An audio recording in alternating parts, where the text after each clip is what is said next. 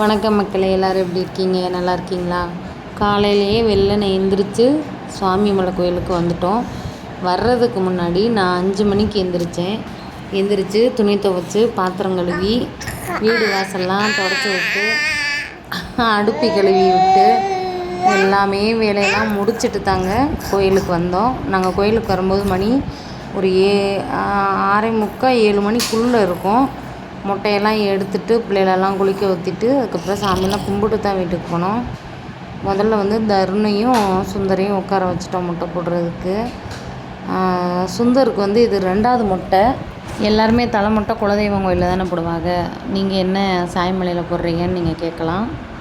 எங்கள் வீட்டுக்கார் வீட்டு குலதெய்வம், எங்கள் குலதெய்வம் வந்து எங்கே இருக்குதுன்னு பார்த்தீங்கன்னா, மதுரை பக்கம் காரியாவட்டின்னு ஒரு ஊர் இருக்குது.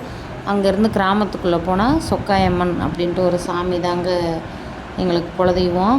ஆனால் குலதெய்வம் அங்கே இருந்தாலும் தலை மொட்டை வந்து திருப்பரங்குன்றத்தில் தான் போடுவாங்க. நாங்கள் வந்து சுந்தருக்கு தலை மொட்டை போடுற நேரம் வந்து கொரோனா முடிஞ்சு அப்போ தான் எல்லாமே ரெக்கவர் ஆன டைம். அவனுக்கு தலை மொட்டை சாமி மலையில் தான் போட்டோம். அதனால் நம்ம சரி, இப்போ நமக்கு முருகர் தானே, 2 பேரும் மலையில் தானே இருக்காங்க, நம்ம இங்கேயே போட்டுக்குருவோன்ட்டு இப்போ எல்லாருக்குமே இங்கேயே போட்டாச்சுங்க. நேற்று நிறைய பேர் எனக்காக ரொம்ப சப்போர்ட் பண்ணி கமெண்ட் பண்ணிங்க. எல்லாருக்குமே ரொம்ப நன்றி. அதோடு இல்லாமல் வாட்ஸ்அப்லேயும் வந்து நிறைய பேர் ஃபோன் பண்ணாங்க. எனக்கு ஐயோ பதில் சொல்லி முடிய முடியல. ரொம்ப ரொம்ப ரொம்ப நன்றி, கடமைப்பட்டு இருக்கிறேன். ஏன்னா யூடியூப் வர்றதுக்கு முன்னாடி நான் செத்தனா இருந்தனா பிழைச்சனா எனக்கு புள்ள பிறந்தது கூட யாருமே கேட்டதில்லை. இப்போ இந்த யூடியூப்பில் வந்ததுக்கப்புறம் எனக்கு இவ்வளோ சொந்தங்கள் கிடச்சிருக்கீங்க. நான் பாசத்துக்கு எப்பயுமே அடிமை. என்கிட்ட வந்து பாசமாக பேசினா நான் என்னால் முடிஞ்ச உதவிகளை நான் செய்வேங்க. ரொம்ப என்னை ஏமாத்துறவங்களும் அதிகம் உண்டு. யூடியூப்லேயும் சரி, என்னுடைய குணத்தை வந்து சொல்லியே என் குணத்தை வச்சே என்னை ஏமாத்துறவங்களாம் உண்டு. அதனால தான் இப்போ கொஞ்சம் நான் மாற முயற்சி செய்கிறேன். ஆனால் சிலருடைய பிறவி குணங்களை மாற்ற முடியாதுல்ல, அதில் நானும் ஒரு ஆள். என்ன சொன்னாலும் நம்புகிற மாதிரி ஒரு ஆளாக போயிட்டேன். இனிமேலாவது என் பிள்ளைகளுக்காகவும் அவங்க எதிர்காலத்துக்காக நான் இப்படி இருக்கக்கூடாதுங்கிறத நான் முடிவு பண்ணிட்டேன். நேற்று வந்து அந்த ஒரு நிமிஷம்தான், அந்த ஒரு நிமிஷத்தில் என்னென்னமோ மாறி போயிடுச்சு. அந்த வலி வந்து இன்னுமே எனக்கு விடலை. ரொம்ப அந்த கையும் இடுப்பும் வலிக்க தான் செய்யுது. நான் வலிக்குதுன்னு நினச்சி நான் இருக்க முடியாது இல்லையா? என்னுடைய அன்றாட தேவைகளையும் என்னை நம்பி உள்ள 4 பேரையும் நான் பார்க்கணும்ல. பாப்பாவுக்கு மொட்டை போடாமன்னு அந்த பில்டிங்கே அதிர்ந்து போச்சுங்க. பாவங்க அவ்வளோ மூச்சை அடக்கி கத்த ஆரம்பிச்சிருச்சு. நானும் ஃபோனை போட்டு காட்டுறேன், கையை பிடிக்கிறேன், பாப்பாங்கிற என்னென்னமோ சொல்கிறேன். பாருங்கள், பள்ளிக்கூடம் போகாமல் என் மயங்க படுத்துகிற பாடு வயசு கூட கொடுக்க மாட்டேங்கிறாங்க.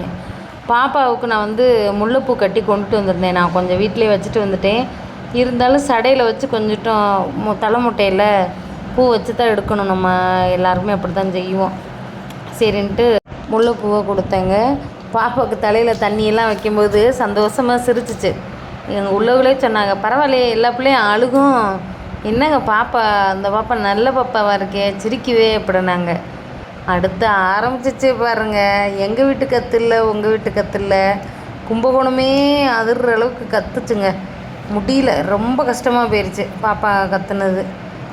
ரொம்ப மூச்செல்லாம் அடக்கிற அளவுக்கு கற்ற ஆரம்பிச்சிருச்சு. இப்போ பாருங்கள் எவ்வளோ அழகாக சிரிச்சுக்கிட்டு இருக்குன்னு. நேரம் ஆக ஆக அதை நான் வீடியோ எடுக்கவும் இல்லை. ஏன்னா கதறுது, அதை விட்டு நம்ம வீடியோ எடுத்துக்கிட்டு இருக்க முடியுமா? சங்கட்டமாக போயிடும் இல்லையா? பாருங்கள், ஒரு ஃபார்மாலிட்டிக்காக பூவை அப்படியே வச்சு அப்படியே மொட்டை எடுத்தாச்சு.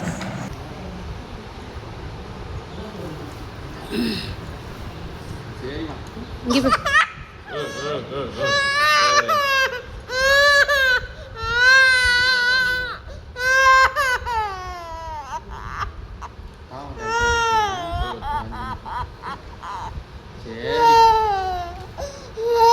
சரி சரி சரி சரி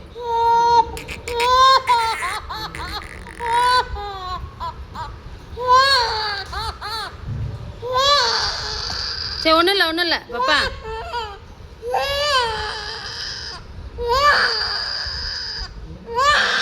அதுக்கு மீறி என்னால் அந்த அழுகையை தாங்கிக்க முடியல. அதனால் வந்து நான் அதை வந்து நான் காட்ட விரும்பலை, வீடியோவும் எடுக்கலை. அதுக்கப்புறம் எங்கள் வீட்டுக்காருக்கு மொட்டை எடுத்தாங்க, அவரும் எடுத்துகிட்டு அதுக்கப்புறம் பிள்ளைகளெல்லாம் குளிக்க ஊற்ற ஆரம்பிச்சிட்டேங்க. அதுக்கப்புறம் வந்து சந்தனத்தெல்லாம் எடுத்து பிள்ளைகளுக்கு தடவி விட்டுட்டேன். மண்டை ஜில்லுன்னு இருக்குங்க. நானும் ஒரு வாட்டி மொட்டை விட்டுருக்கேன்ல, விவரம் தெரிஞ்சு இப்போ நல்லா வளைங்க மண்ணில் மொட்டை போட்டேன்ல, மொட்டை போட்டு சந்தனத்தை தடவின உடனே மண்டை ஜிலு ஜிலு ஜிலு ஜிலுன்னு இருக்குங்க. 3 பேருக்குமே தருணுக்கு, 2வது சுந்தருக்கு, 3வது பாப்பாவுக்கு தேய்ச்சி விட்டுட்டேன். பாப்பா பார்த்திங்களா ட்ரெஸ்ஸு நல்லா இருக்கா? நேற்று வந்து ஜவுளி கடைக்கு ட்ரெஸ் எடுக்க போகும்போது தாங்க கீழே விழுந்தது. ஆடி ஆஃபரில் பாப்பா போட்டிருக்க ட்ரெஸ்ஸு 200 சில்லற. நல்லா இருக்கா? என் மயங்கி போட்டிருக்க பனியனுமே பூரா 300 200 என் வீட்டுக்காரு வந்து உனக்கு எதாவது வேணுமான்னு கேட்டார். எனக்கு சேலை ஏற்கனவே நிறைய கிஃப்டாக கொடுத்துருக்காங்கல்ல, அதில் ஒரு 4-5 சேலை இருக்குது. அதனால் நான் எதுவும் வேண்டான்னு சொன்னேன். எங்கள் வீட்டுக்காரு வேறு எதாவது நைட்டி வேணுமான்னாரு. நைட்டியும் இருக்குது அப்படின்னேன். 2-3 நைட்டி இருக்குது, போ அதை போட்டு கிழிச்சிக்கிருவான், அதுக்கப்புறம் வந்து வாங்கிக்கிருவான். இப்போ உனக்கு என்ன தான் வேணும்னாரு.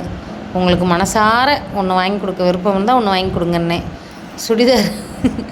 அதுக்கப்புறம் வந்து அவருக்கு இதில் உன் இஷ்டம், இப்போ எடுத்துக்கோன்னா எடுத்துக்கோ, எனக்கு தெரியாது அப்படின்னாரு.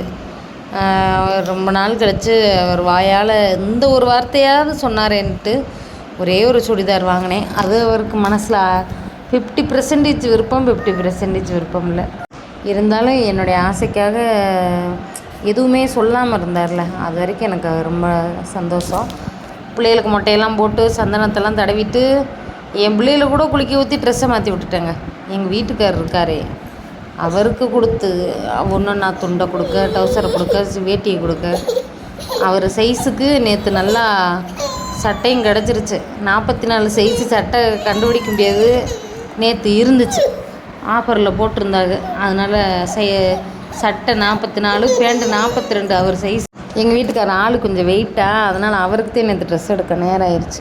என் பிள்ளைகளுக்கு எனக்கு எல்லாம் வேகமாக எடுத்தாச்சு. ஆமாம், நம்ம பார்த்து ஒரு விஷயம் செய்யும்போது அது நல்லா இருக்காது, அவசரமாக எடுக்கும்போது அது நல்லாயிருக்கும். எங்கள் வீட்டுக்காரர் ஒரு நிமிஷம் திரும்புங்கன்னு சொல்லி அவர் முஞ்ச எடுத்தேன். மொட்டை போடுறதுக்கு முன்னாடியும் வீடியோ வந்து இந்த ஸ்கேன் பண்ணி எடுத்தாங்க, நான் சொல்ல மறந்துட்டேன். மொட்டை போடுறதுக்கு முன்னாடி இந்த கேமரா வச்சு இந்த மாதிரி முகத்தை காமிக்க சொன்னாங்க. அது மாதிரி மொட்டை போட்டதுக்கப்புறமும் கேமராவில் வந்து கண், காது இந்த மாதிரி என்னென்னமோ போட்டெல்லாம் எடுத்தாங்க. பாப்பா முதற்கொண்டு எல்லாரையுமே வீடியோ எடுத்தாங்க. அப்புறம் என் சின்ன மையன் சுந்தர், நான் சுண்டுன்னு கூப்பிடுவேன், எங்கள் சுண்டு குட்டியும் போட்டோ எடுத்தாங்க. அடுத்து பாப்பாவையும் வீடியோ எடுத்தாங்க. பாப்பாவுக்கு இன்னும் ஆதார் கார்டு எடுக்கலாங்க, எடுக்க போகணும், ரேஷன் கார்டில் சேர்க்கணும். அப்படி போய் பாப்பாவையும் கண்ணை வந்து ஸ்கேன் பண்ணிக்கிருச்சு அந்த கேமரா. அப்புறம் எங்கள் வீட்டுக்காரு எல்லாம் ஸ்கேன் பண்ணிவிட்டு கோயிலுக்கு கிளம்பிட்டோம். இறக்கி விட்டால் போதுண்டா சாமி 1 2 3ங்கிற மாதிரி பாப்பா கொடு ஓடி வந்துருச்சு. அதை ஒரு வீடியோ எடுத்துகிட்டு அப்புறம் அப்படியே கோயிலுக்கு கிளம்பிட்டோம். பாய் சொல்லுன்னா எல்லாருக்கும் பாய் சொல்லிக்கிட்டே வந்துச்சு. பாப்பாவுக்கு மொட்டை எப்படி இருக்குது, பசங்களுக்கெல்லாம் மொட்டை எப்படி இருக்குதுன்னு சொல்லுங்கள். இது வந்து சுவாமி மலை மொட்டை எடுக்கிற வளாகம். அப்புறம் கோயிலுக்கு வந்துட்டோம். கோயிலில் வந்துட்டு தேங்காய் பழம் உடைக்கணும் இல்லையா, அங்கே கோயிலுக்குள்ளே போய் அங்கேயே பையெல்லாம் வச்சுட்டு தேங்காய் பழம் வாங்கிட்டு அப்படியே கிளம்பிட்டோம். உள்ளே போகும்போது வந்து பார்த்திங்கன்னா ஃபோனை வந்து கீழேயே கொடுத்துடணும், 5 ரூபா கேட்பாங்க, கொடுத்துட்டு வச்சுட்டு போகணும். நாங்கள் வந்து சைலண்டில் போட்டு எடுத்துகிட்டே போயிட்டோம். நிறைய பேர் எடுத்துகிட்டு போவாங்க, சில பேர் வச்சுட்டு போவாங்க. சாமியெல்லாம் கும்பிட்டு கீழே வந்துட்டோம். இந்த இடம் பார்த்திங்கன்னா இங்கே கட்டிகிட்டு இருக்கும்போது நாங்கள் வீடு கட்டணுன்ட்டு நான் கல் அடுக்கி வச்சேன். இந்த இடத்துல இந்த தூண் கட்டியிருக்காங்கல்ல, பில்லர் ப்ளூ கலரில், இது வந்து கட்டுமான பணியில் இருக்கும்போது நான் வந்து நாங்கள் வீடு கட்டணும் அப்படின்ட்டு கல்லெல்லாம் அடுக்கி வச்சு வேண்டிக்கிட்டேன். அதே மாதிரி பிள்ளைகளோட குடும்பத்தோடு வந்து எல்லாருக்கும் நல்லபடியாக மொட்டை போட்டு வேண்டிக்கிட்டாச்சு. சுவாமி மலை முருகனுக்கு அரோகரா. நம்ம வேண்டினது எல்லாமே நடக்கும். நீங்களும் உங்கள் மனசார வேண்டிக்கோங்க. எண்ணம் போல் வாழ்க்கை, எண்ணம் போலத்தான் வாழ்க்கை. நல்லதை நினச்சோம்னா நல்லதே கடவுள் கொடுப்பாரு. கெட்டதை நினைக்கிறவங்களுக்கு கடவுள் கெட்டதை தான் கொடுப்பாரு. நல்ல பூ வந்துருந்துச்சு. இது என்ன பூன்னு தெரிஞ்சால் சொல்லுங்கள். தர்ணம் எடுத்து காமிச்சிக்கிட்டு இருந்தான், என்ன பூன்னு தெரியல அப்படின்ட்டு. சரி அவ்வளோதானா, வீட்டுக்கு கிளம்பலாமான்னு பார்க்கும்போது என் மகன் இருக்கானே பெரிய பையன், வீட்டுக்கு கிளம்பலான்னு சொல்லும்போது பிரசாத கடையிலேருந்து புளியோதரை வேணும்னா வேணும்னு கையில் எடுத்து வச்சுக்கிட்டான். சின்ன பையன் ஏமாந்துருவானேன்னு சொல்லிட்டு கையில் அப்புறம் 50 ரூபா தான் இருந்துச்சு. 40 ரூபா புளியோதரை வாங்கிட்டு 10 ரூபாயை அக்கடான்னு பையில் வச்சுக்கிட்டு வெளியில் வந்தால் ஒரு வயசானம்மா பின்னாடியே வந்தாங்க. அந்த 10 ரூபா அவங்களுக்கு தான் எழுதியிருக்குன்ட்டு கொடுத்துட்டு வீட்டுக்கு கிளம்பிட்டோம். பாய்.